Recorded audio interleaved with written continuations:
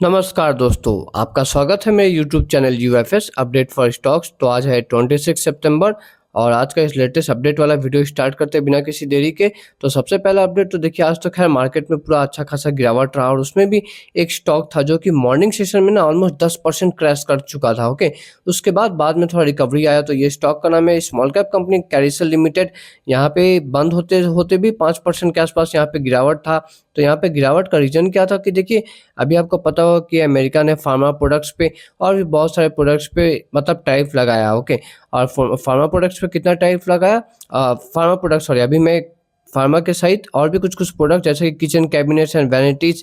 Kitchen cabinet मतलब समझते हैं ना, जैसे ये वाला देखिए। ओके, ये जो अरेंजमेंट सब है ना, इसी को हम किचन कैबिनेट्स कहते हैं। ओके, ये जो है, तो इस पे भी यूएस ने जो है करीब 50% का टैरिफ लगाया। ओके, तो ये जो कंपनी है ना कैरिसल लिमिटेड, इनका बिजनेस इसी से रिलेटेड है। ये किचन कैबिनेट्स ही बनाते हैं। ओके, आप देख सकते हैं Carysil limited may face business impact as US imposes 50% tariff on kitchen cabinets and vanities। तो यूएस ने जो किचन कैबिनेट्स पे जो 50% का जो एक्स्ट्रा टैक्स लगा ना, इससे मतलब इस कंपनी को अच्छा खासा हर्ट हो सकता है। ओके, अब यहाँ पे इस कंपनी का अगर मैं आपको बिजनेस दिखाऊं तो आप देख सकते हैं कि मतलब यूएसए से करीब करीब 25 से 26% इसका मतलब बिजनेस आता है। तो ये अच्छा खासा एक मतलब अमाउंट होता है कि 25 से 26% जहाँ से बिजनेस आ रहा है वहाँ पे ही अगर 50% टैक्स बढ़ा दिया जाए तो ये बहुत प्रॉब्लमेटिक हो सकता है। तो इसलिए ये स्टॉक मतलब इतना बड़ा गिरावट दिखा रहा है। ओके, अब स्टॉक में बोलूँ तो देखिए, स्टॉक का मैंने देखा क्वालिटी अच्छा है, मतलब लॉन्ग टर्म में कंपनी ने अच्छा रिटर्न बनाया और अच्छा कंपनी का प्रॉफिट ग्रोथ भी है, मतलब बहुत अच्छा। मैं टॉप क्लास ऐसा नहीं बोला, बट हाँ अच्छा है मतलब। तो खैर अभी देखते हैं अभी आगे आने वाले समय में क्या होता है। नेक्स्ट आते हैं वोडाफोन आइडिया। तो यहाँ पे शेयर में 6 साढ़े 6 रुपये से लेकर ऑलमोस्ट ₹8.5 तक जो रैली आया था, उसके बाद आज जो है आज स्टॉक में बड़ा गिरावट आया। मार्केट में भी खैर गिरावट तो था ही, बट ये स्टॉक से रिलेटेड एक और बैड न्यूज़ था। और बैड न्यूज़ तो यही है कि इनका जो एजीआर, इन्होंने एक्चुअली सुप्रीम कोर्ट में ये एजीआर ड्यूज को लेकर मतलब वो सुप्रीम कोर्ट में गए थे। ओके, इनका ये कहना था कि हमारे ऊपर 9,500 करोड़ का एक्स्ट्रा एजीआर का मतलब ड्यू खामोखा ऐसे ही बैठाया जा रहा है, जिसका कोई मतलब नहीं होता। तो अब इस केस का सुनवाई में पहले सुप्रीम कोर्ट ने सितंबर 19 को हुआ था सुनवाई, तो सुप्रीम कोर्ट ने उसे पोस्टपोन कर दिया, बोला कि सितंबर 25 या 26 तारीख को मतलब सुनवाई होगा। और फिर अभी सितंबर 25 या फिर 26 के आई गेस कल ही हुआ था ये डेफर। ओके, तो कल भी ये केस का सुनवाई नहीं हुआ। तो उसके लिए अब जब बार बार जब सुप्रीम कोर्ट इसे लेट करते जा रहा है तो होगा क्या कि कंपनी को जो मतलब एजीआर ड्यूज देना है उस पर मतलब इंटरेस्ट भी तो देना पड़ता है ना। अगर एजीआर ड्यूज अगर आप मान लीजिए कि सुप्रीम कोर्ट बोल देता कि एजीआर ड्यूज ये जो 9,500 करोड़ का एक्स्ट्रा जो है ये नहीं देना होगा, तब तो उस पर इंटरेस्ट नहीं देना पड़ता। बट सुप्रीम कोर्ट भी इस केस को मतलब 2 सप्ताह से टाल रहा है। और ये जो लंबा टालने का जो प्रक्रिया है उसमें यही तो होता है कि कंपनीज को मतलब इंटरेस्ट तो देते रहना पड़ता है। तो यही प्रॉब्लम हुआ वोडाफोन आइडिया का कि आज शेयर में अच्छा खासा गिरावट रहा। ओके, अभी जो है सुप्रीम कोर्ट ने ये बोला कि अब नेक्स्ट सुनवाई जो है ये 6 अक्टूबर का होगा। तो देखते हैं 6 अक्टूबर को हो पाता है कि नहीं। आते हैं नेक्स्ट टॉक पे। तो ये एक इंडिया का डिफेंस सेक्टर से रिलेटेड कंपनी। तो मैं एक्चुअली बात करूँ पारस डिफेंस का, तो इन्हें एक्चुअली $3.8 मिलियन का एक मतलब इसराइल से एक ऑर्डर मिला है।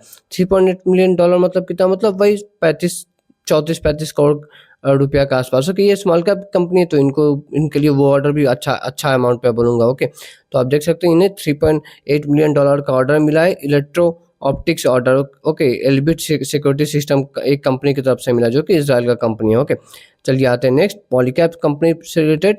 तो यहाँ पे देखिए पॉलीकैब कंपनी में कल ब्लॉक डील हुआ था। ओके, अब ब्लॉक डील में प्रोमोटर्स ने ही अपने माल बेचे थे। ओके, तो अब अच्छा न्यूज़ ये अभी देखने को मिल रहा है कि जब प्रोमोटर्स ने माल बेचे थे ना, तो नामी दामी फाइनेंशियल जायंट जैसे कि जेपी मॉर्गन, मॉर्गन स्टैनली, इन्होंने भर भर के माल खरीदा। ओके, मैं और भी कुछ नाम दिखाता हूँ। तो जेपी मॉर्गन, मॉर्गन स्टैनली तो मैंने आपको बताया, फिर जैसे सोशिएट जनरल, तो इन्होंने भी जो है बड़े बड़े मतलब फाइनेंशियल जायंट जो है 23 लाख करीब शेयर खरीदे। तो जब इतने बड़े बड़े मतलब फंड हाउसेस आपका रिसर्च फंड जब आपका शेयर खरीदते हैं ना, तो वैसे एक पॉजिटिव मोमेंटम बनता है। ओके, तो इसलिए पॉलीकैब मतलब मैं बोलूँगा कि मॉर्निंग सेशन में आज थोड़ा ठीक था, पॉजिटिव था, बट बाद में तो खैर पूरा बाजार में गिरावट हुआ तो ये भी गिरने लगा। और पॉलीकैब देखिए अभी तो खैर यहाँ पे आप देख ही रहे होंगे मार्केट कैप 1,12,000 करोड़ के करीब इसका मार्केट कैप है, मतलब एक बहुत ज़्यादा लार्ज कैप कंपनी है। बट आज से जस्ट 5-7 साल पहले ये बहुत स्मॉल कैप कंपनी था और उस वक्त ना कंपनी ने बहुत मतलब पैसा बनाया। आप देख सकते हैं 5 ईयर में आप देख रहे हैं कितना CAGR 55% CAGR से कंपनी ने पैसा बनाया 5 ईयर्स में। ओके, बट याद रखिएगा अब ये बहुत बड़ा कंपनी हो गया, अब उतना तेज़ रफ्तार से पैसा नहीं बनेगा। अब ये 15 से 20% बन जाए तो उस पे भी आपको मतलब संतुष्टि रखना चाहिए। ओके, क्योंकि कंपनी में जैसे मैंने बताया ना, बड़ा कंपनी अब बन गया, बड़ा कंपनी उतना तेज पैसा नहीं बनाता। ओके, चलिए आते हैं नेक्स्ट, एक सोलर स्टॉक। तो जहाँ पे कि 5% का गिरावट हुआ। कि 5% का गिरावट क्यों हुआ? क्योंकि ऐसा रिपोर्ट आया कि यूएस ने इन्वेस्टिगेशन में पता चला कि इस कंपनी ने जो है ड्यूटी जो है, एक्साइज ड्यूटी जो होता है ना, उसका इवेशन किया। मतलब समझ लीजिए ये कंपनी इंडिया से सोलर बना के यूएस में बेचेगी, बट तो जब यूएस में इसका प्रोडक्ट ढुकेगा तो उस पर एक टैक्स लगता है।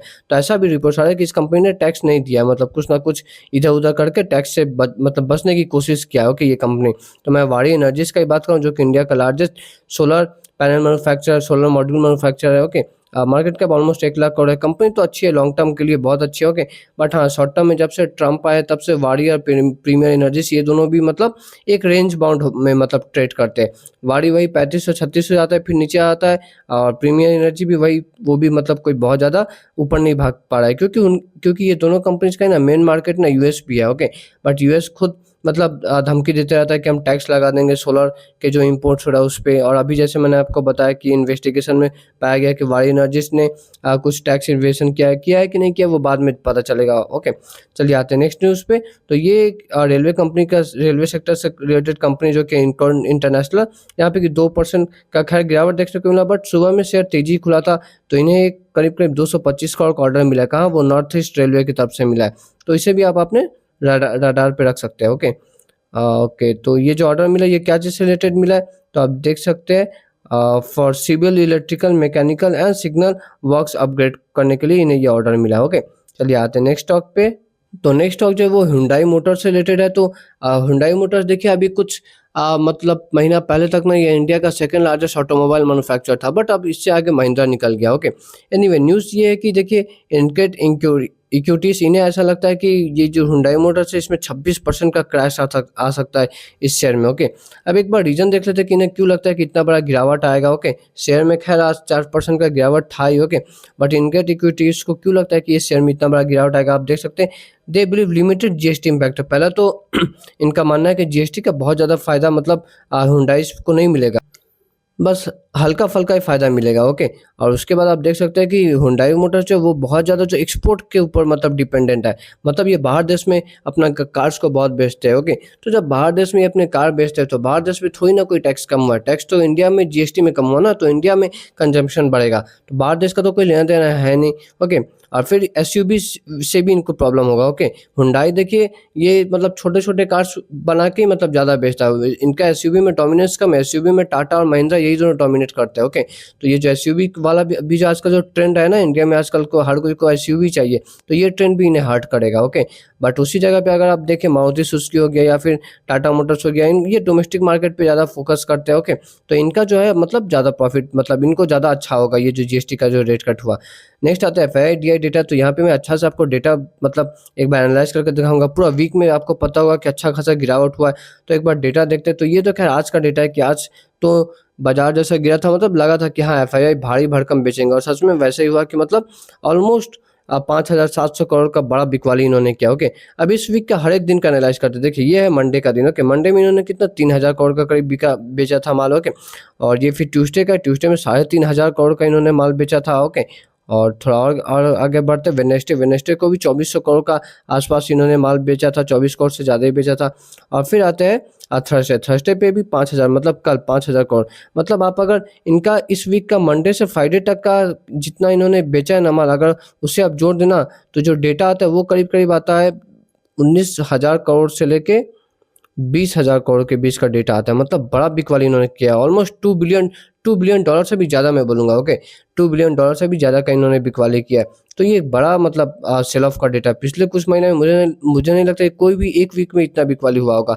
और जब इतना बिकवाली हुआ तो आप देख ही सकते हैं कि बाजार का क्या हालत हुआ। पिछले 5 दिन में ऑलमोस्ट 2.5% बाजार में क्रैश आया। ओके, तो ये था दोस्तों आज का वीडियो का अपडेट। ओके, वीडियो अच्छा लगे तो लाइक एंड सब्सक्राइब करके बेल आइकन दबाना मत भूलिएगा। मिलते हैं नेक्स्ट वीडियो में।